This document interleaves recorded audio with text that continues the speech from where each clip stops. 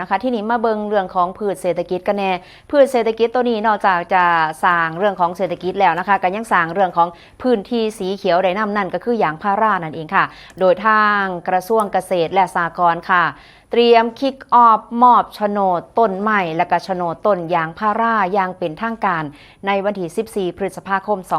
2568 ค่ะโดยศาสตราจารย์ดร.นฤมลพินโยศินวัตรรัฐมนตรีว่าการกระทรวงเกษตรและสหกรณ์เพิ่นบอกว่าทางกระทรวงเกษตรและสหกรณ์เตรียมคิกออฟมอบโฉนดต้นไม้และก็โฉนดต้นยางพาราอย่างเป็นทางการณศูนย์ส่งเสริมและก็พัฒนาอาชีพเสริมนอกภาคการเกษตรอำเภอบางไทรจังหวัดพระนครศรีอยุธยาโดยมีเป้าหมายเพื่อที่จะยกระดับความมั่นคงในการถือครองที่ดินของเกษตรกรโครงการดังกล่าวกับบ่ได้เป็นเพียงแค่เอกสารรับรองการมีอยู่ของต้นไม้และก็ต้นยางพาราแต่เป็นการเปิดประตูให้ต้นไม้และก็ต้นยางพารากลายเป็นทรัพย์สินที่ใช้การได้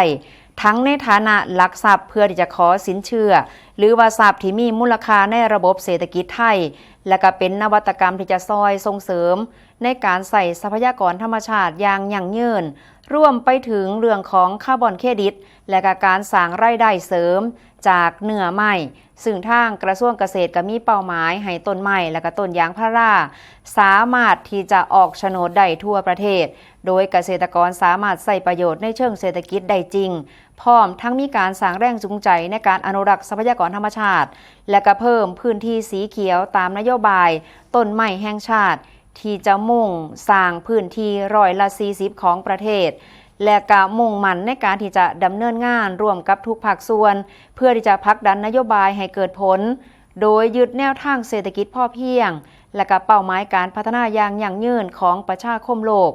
โดยทางกระทรวงเกษตรและสหกรณ์จะเดินหน้าออกโฉนดต้นไม้ให้ครอบคลุมทั่วประเทศโดยการเฮ็ดงานเชิงลุกร่วมกับชุมชนในพื้นที่ปฏิรูปที่ดินเพื่อให้เกษตรกรได้รับประโยชน์สูงสุดจากโครงการนี้และก็ต้องการให้สินทรัพย์ของพี่น้องเกษตรกรมีราคาสร้างมูลค่าได้เพื่อที่จะยกระดับคุณภาพชีวิตของเกษตรกรให้ดียิ่งขึ้นต่อไปนั่นเองค่ะนี่ก็คือเรื่องของการยกระดับเรื่องของ